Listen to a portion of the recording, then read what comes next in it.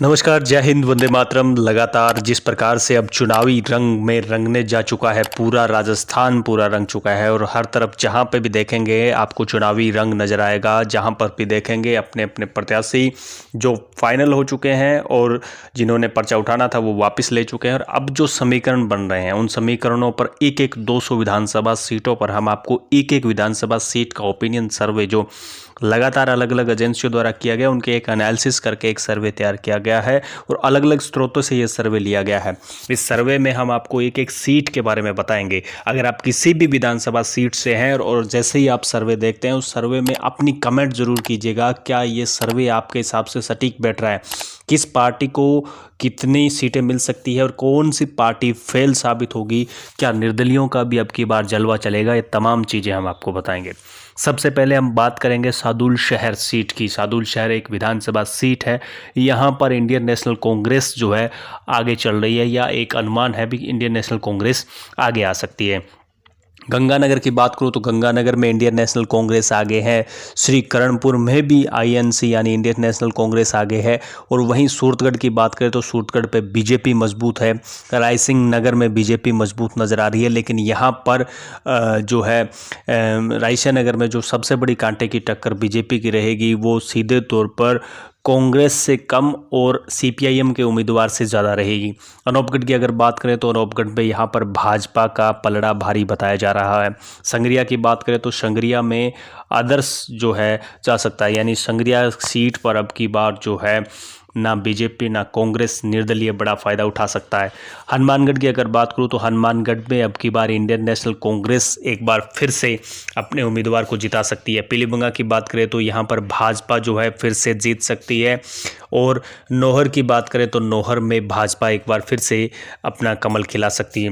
वहीं भादरा की बात करें तो भादरा में भी अब की बार बड़ा मुकाबला, एक डबल मुकाबला जो संजीव बेनीवाल और संजीव बेनीवाल और बलवान पूनिया के बीच में रहने वाला है। इन दोनों के बीच में एक बड़े कांटे की टक्कर होने वाली है। इसमें कहीं ना कहीं भाजपा का पलड़ा भारी नजर आ रहा है। खाजूवाला की बात करें तो यहाँ पर इंडियन नेशनल कांग्रेस मजबूत बताई जा रही है।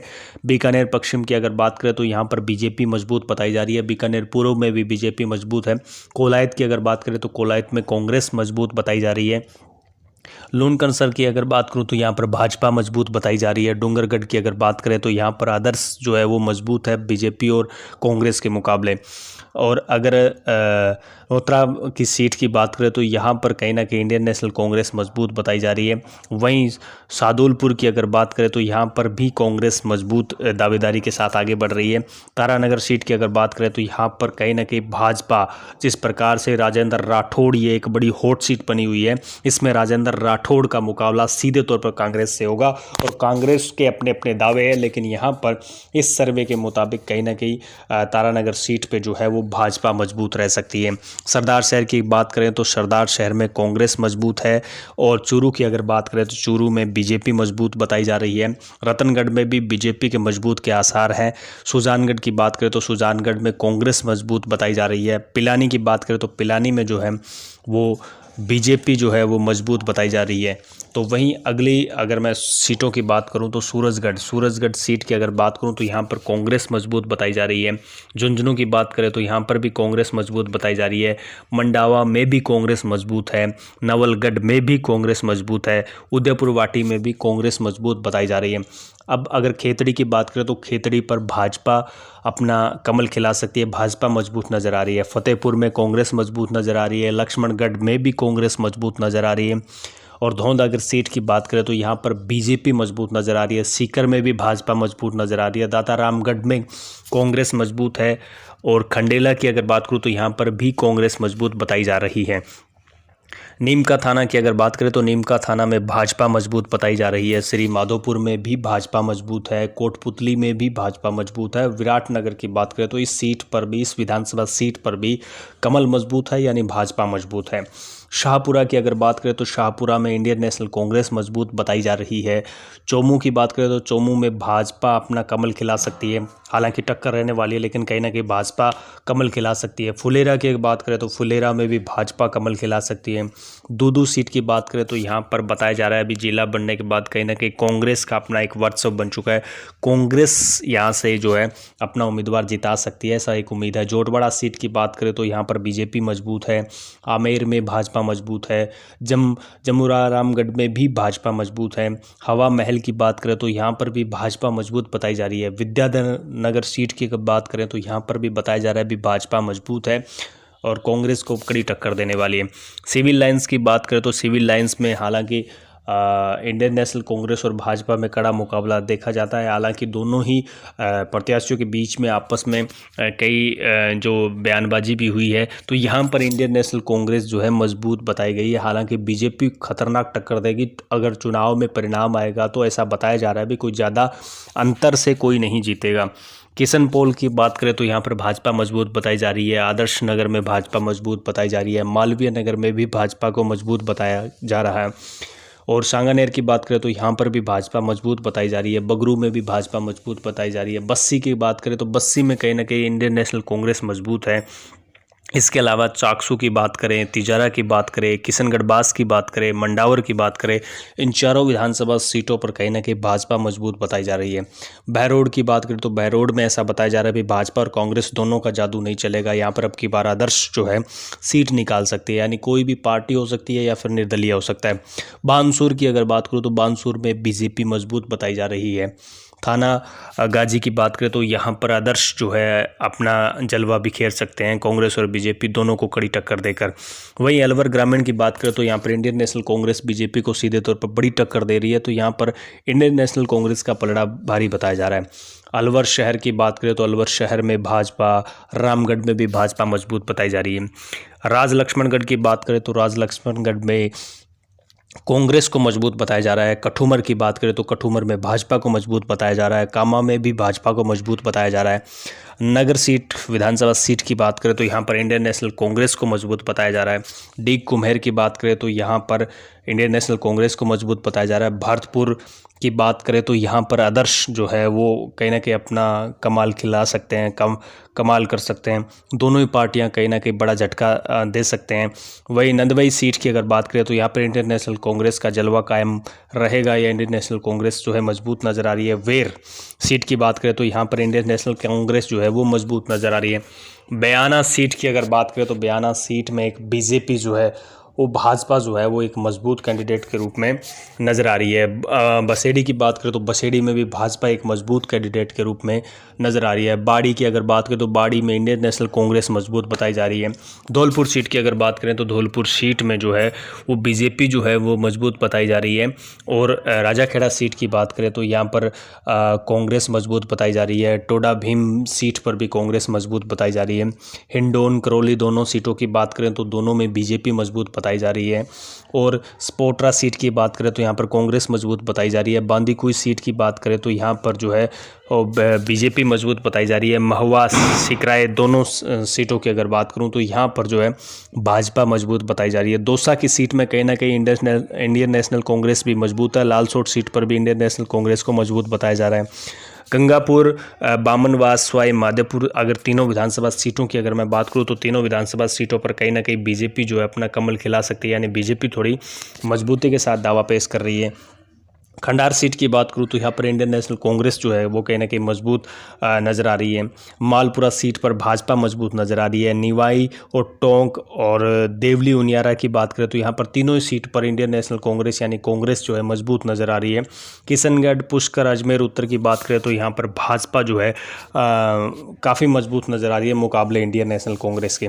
अब अगर मैं आगे वाली तीन अगर लगातार सीटों की बात करूँ, अजमेर दक्षिण है, चाहे नसीराबाद है, चाहे ब्यावर की सीट है, इन तीन विधानसभाओं में कहीं ना कहीं भाजपा को जो है मजबूत बताया गया भी भाजपा कहीं ना कहीं इंडियन नेशनल कांग्रेस को टक्कर देकर यहाँ से सीट निकाल सकती है।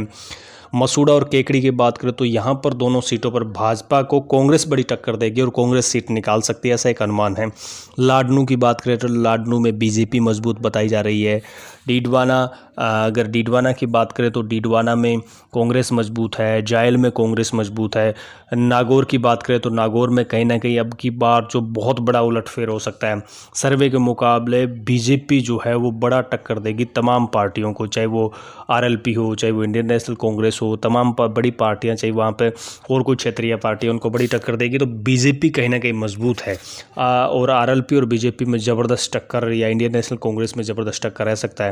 और खींवसर की अगर बात करूँ तो खींवसर में कहीं ना कहीं अब की बार आदर्श को जो है बड़ा फ़ायदा मिल सकता है। मेड़ता की बात करें तो मेड़ता में बताया जा रहा है भी इंडियन नेशनल कांग्रेस जो है वो फ़ायदा ले सकती है। डेगाना में भी इंडियन नेशनल कांग्रेस को फ़ायदा मिल सकता है। अब इसके अलावा मैं काफ़ी सीटें मकराना कहे, परबतसर कहे, नावा कहे, जेतारन कहे, सोजत कहे, पाली कहे, मारवाड़ जंक्शन या बाली, ये तमाम जो सीटें मैंने अभी आपको बताई, इन सीटों पर कहीं ना कहीं भाजपा मजबूत नज़र आ रही है। ऐसा बताया जा रहा है भी भाजपा जो है वो काफ़ी हद तक इस सीटों पर कामयाब रहने वाली है। सुमेरपुर, फलोदी की सीटों की बात करूँ तो सुमेरपुर और फलोदी में भी भाजपा जो है मजबूत नज़र आ रही है। लोहावट में कहीं ना कहीं भाजपा को बड़ा झटका लग सकता है। कांग्रेस जो है मजबूती के साथ आगे बढ़ रही है तो कांग्रेस फ़ायदा ले सकती है। शेरगढ़ की अगर बात करें तो शेरगढ़ में जो है वो बीजेपी मजबूत बताई जा रही है। ओसिया में कांग्रेस मजबूत बताई जा रही है। ओसिया वही सीट है जहाँ पर दिव्या मदेरना चुनाव लड़ रही है और काफ़ी हाई प्रोफाइल सीट बन चुकी है वो। भोपालगढ़ अगर की बात करूं तो भोपालगढ़ में कहीं ना कहीं बीजेपी अपने मजबूती के साथ आगे बढ़ रही है। बीजेपी जो है कमल खिला सकती है। सरदारपुरा, जोधपुर, अगर दोनों सीटों की बात करें तो इंडियन नेशनल कांग्रेस के खाते में जा सकती है। सूरसागर सीट की बात करूं तो ये कहीं ना कहीं भाजपा के खाते में जा सकती है, हालांकि टक्कर रहेगी। लूनी की बात करूं तो लूनी में कहीं ना कहीं भाजपा और कांग्रेस में ज़बरदस्त टक्कर रहेगी, लेकिन कांग्रेस जो है यहाँ से सीट निकाल सकती है, ऐसा एक अनुमान है। बिलाड़ा, जैसलमेर और पोखरण की अगर मैं बात करूँ तो इसमें कहीं ना कहीं तीनों सीटों पर भाजपा मजबूत नज़र आ रही है। शिव सीट की अगर बात करूँ तो शिव सीट पर रविंदर सिंह भाटी जो है वो लगातार आगे बढ़ रहे हैं, हालांकि काफ़ी ऐसे चेहरे हैं जो बड़े चेहरे हैं उनके सामने, और शिव सीट एकमात्र ऐसी सीट है जहां मेरे हिसाब से सबसे अच्छे चेहरे जो है वहाँ से चुनाव लड़ रहे हैं। तो एक बहुत भयंकर चुनाव देखने को मिलेगा शिव सीट पे, लेकिन सर्वे के अनुसार रविंदर सिंह भाटी जो है हल्के फुल्के भारी साबित हो सकते हैं। बाकी अभी इसमें कुछ फाइनल नहीं किया गया है। बाड़मेर और बैतू और पचपदरा सीट की बात करूँ तो इन तीनों सीटों पर इंडियन नेशनल कांग्रेस जो है वो कहीं ना कहीं अपने हाथ को मजबूत कर सकती है। सिवाना सीट की बात करें तो यहाँ पर भाजपा मजबूत बताई जा रही है। गुड़ामिलानी सीट में कांग्रेस मजबूत बताई जा रही है। चौहटन और आहोर सीट में बीजेपी मजबूत बताई जा रही है। अब जालोर, भीनमाल और सांचौर की अगर बात करें तो यहाँ तीनों की तीनों ऐसी सीटें हैं जो बीजेपी के साथ टक्कर जरूर रहेगी, लेकिन इंडियन नेशनल कांग्रेस को यहाँ पर मजबूत बताया गया है। रानीवाड़ा सीट में भाजपा को मजबूत बताया गया है। सिरोही सीट की अगर बात करूँ तो यहाँ पर इंडियन नेशनल कांग्रेस को जो है मजबूत बताया गया है। पिंडवाड़ा, केवटर, गंगोद सीट और झालवाड़ सीट और झालदी सीट की अगर मैं बात करूं तो यहाँ पर कहीं ना कहीं बीजेपी को मजबूत बताया गया है। खेरवाड़ा या खेरखाड़ा सीट की अगर मैं बात करूं तो यहाँ पर इंडियन नेशनल कांग्रेस को मजबूत बताया गया है। उदयपुर ग्रामीण हो गया, उदयपुर शहर, यहाँ दोनों पर कहीं ना कहीं बीजेपी अपना दबदबा कायम कर सकती है। बीजेपी जो है हालांकि टक्कर रहेगी, लेकिन बीजेपी जो है अपना कमल खिलाने में जो है साबित हो सकती है। मावली और वल्लभनगर सीट की अगर बात करूँ तो यहाँ पर भी ऐसे बताया जा रहा है भी इंडियन नेशनल कांग्रेस और भाजपा का कड़ा मुकाबला रहेगा, लेकिन इंडियन नेशनल कांग्रेस यहाँ से सीट निकाल सकती है। सलूंबर सीट की बात करूँ तो यहाँ पर भाजपा मजबूत बताई जा रही है। दरियावद, डूंगरपुर सीट की अगर बात की जाए तो यहाँ पर इंडियन नेशनल कांग्रेस जो है वो मजबूत बताई जा रही है। और ओसपुर सीट की अगर मैं बात करूँ तो यहाँ पर बीजेपी जो है वो कहीं ना कहीं मजबूत बताई जा रही है। सागवाड़ा और चौरौली सीट की अगर बात करूँ तो यहाँ पर दोनों ही सीटों पर आदर्श जो है वो कमाल कर सकते हैं। दोनों सीटों पर इंडियन नेशनल कांग्रेस और भाजपा जो है कहीं ना कहीं कमज़ोर साबित हो सकते हैं, और आदर्श यानी निर्दलीय या आदर्श पार्टी जो है यहाँ पर बड़ा खेला कर सकती है। घाटोल और गढ़ी सीट की बात करूँ तो यहाँ पर भाजपा मजबूत बताई जा रही है। बांसवाड़ा और बागीदोरा सीट की बात करें तो यहाँ पर इंडियन नेशनल कांग्रेस मजबूत बताई जा रही है। कुशलगढ़, कप्पाशन, बेगू, चित्तौड़गढ़, निम्बाहेड़ा, बड़ी सादड़ी की बात करें तो इन तमाम 5 सीटों पर जो है बीजेपी जो है कमल खिला सकती है। हालांकि इंडियन नेशनल कांग्रेस का थोड़ा सा बेगू सीट में जो है कहीं ना कहीं दबदबा रहेगा। बेगू सीट में कहीं ना कहीं जो है वो इंडियन नेशनल कांग्रेस मजबूती के साथ दाव पेश किया और हो सकता है वहाँ से सीट निकाल दे। वहीं प्रतापगढ़ और भीम सीट की बात करें तो यहाँ पर भी दोनों सीटों पर कहीं ना कहीं जो कांग्रेस मजबूत है, कांग्रेस सीट निकाल सकती है एक अनुमान के अनुसार। कुंभलगढ़ और राजसमंद की बात करें तो यहाँ पर जो है भाजपा मजबूत है, भाजपा पूरी तरीके से मजबूत है। अब आगे भी बहुत सारी सीटें जो है हम आपको बता रहे हैं, आप कमेंट करते जाइए। अगर आप किसी भी सीट से हैं तो ज़रूर कमेंट करें, ताकि हमें भी पता चले भी जिस प्रकार से अलग अलग स्रोतों से हमने सर्वे जो आपके लिए जुटाया है, क्या उस सर्वे में कितना दम है या कितना सही है। नाथद्वारा की बात करें तो नाथद्वारा में कांग्रेस मजबूत बताई जा रही है। अब इसके अलावा आसीद सीट की, माड़ता सीट की, सहाड़ा, भीलवाड़ा और शाहपुरा सीट की अगर बात करूँ तो ये 3 और 2 5 ऐसी सीटें हैं जो कहीं ना कहीं बीजेपी यहाँ पर मजबूती के साथ आगे बढ़ रही है। कांग्रेस के साथ हालांकि इन सीटों पर कड़ा मुकाबला है, लेकिन बीजेपी जो है वो इसमें सीट निकाल सकती है। जहाजपुर सीट में कहीं ना कहीं कांग्रेस मजबूत रहेगी, माडलगढ़ सीट में बीजेपी मजबूत रहेगी, तो वही हिंडोली सीट में कांग्रेस मजबूत रहेगी। केशोरायपाटन सीट में भाजपा को मजबूत बताया जा रहा है, और बूंदी और पिपलादा की सीट में कहीं ना कहीं कांग्रेस मजबूत बताई जा रही है। सागरी सीट और सागुड़ की बात करें तो यहाँ पर कहीं ना कहीं बीजेपी को मजबूत बताया जा रहा है।